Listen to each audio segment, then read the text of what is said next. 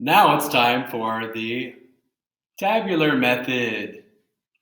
This works really well if you have to do integration by parts lots of times. So integration by parts, totally cool method. Doing it multiple times, not so cool. So this is a shortcut. Think of this as like the synthetic division of polynomial division. It works. It's got a nice little pattern to it. But if you want to do it the long way, you can still do that. This works especially well when you have an algebraic term to a power times either a trig or an exponential. Because those are the situations where the algebraic part is u and the trig or the exponential is going to be coming next, dv. So these are some examples where you might use it. These are all specific examples where the algebraic part is to a power, the trig or exponential is not. Let's just take the first two and use those as examples. Now this is called the tabular method because it is a table.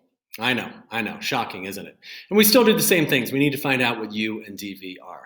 So we're gonna look at this. Which comes first in Liate, the algebraic or the trig? I think probably we know the answer to that.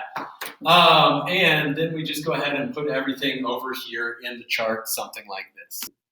Now, we don't have to write sine x dx here. This is a chart. This is a shortcut method, but that's what we're going to do.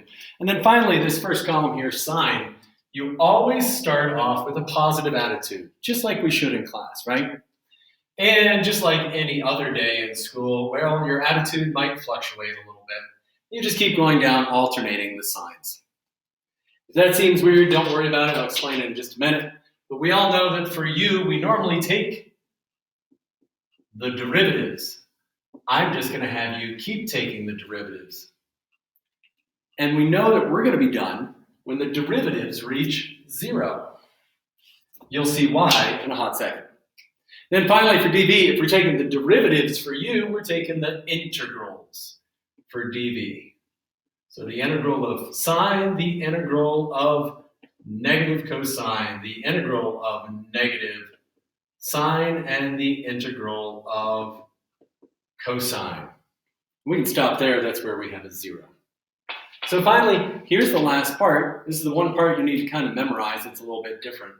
We're going to put these terms together, and we start by going across and then down. And that's our first term.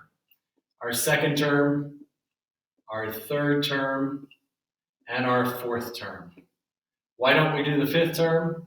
Well, to get these terms, what we're going to do is we're going to multiply them together. So I have a positive x cubed times negative cosine.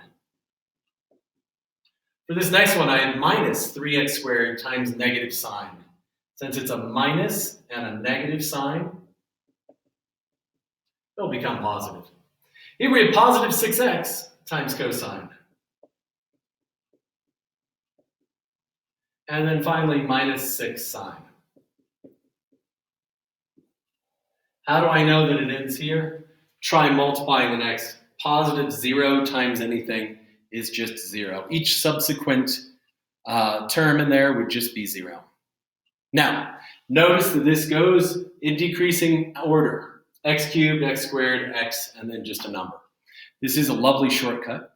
It does switch signs every time because when you're doing integration by parts, you always have that minus voodoo. So every time you have to integrate another time, that minus sign in front switches the signs. So every time you integrate a second time, the sign changes. That's how you use the tabular method to solve these. Let's do one more quick example, example number 2. Setting up example 2, we have u, which is actually x squared, and dv, which is e to the x over 4. Take the derivatives as you go down for u. Oh, that's the end of it.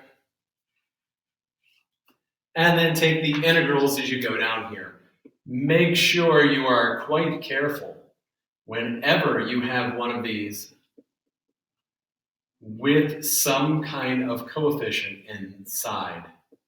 Make sure you take a moment to do the chain rule. Here's the final answer. The final answer is below, and here's the u substitution for y. This is 4 times